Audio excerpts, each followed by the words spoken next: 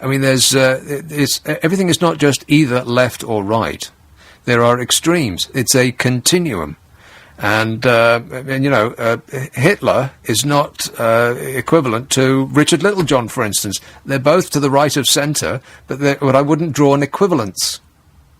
One's extreme, and the other used to run Germany. No, I'm kidding. Just a joke.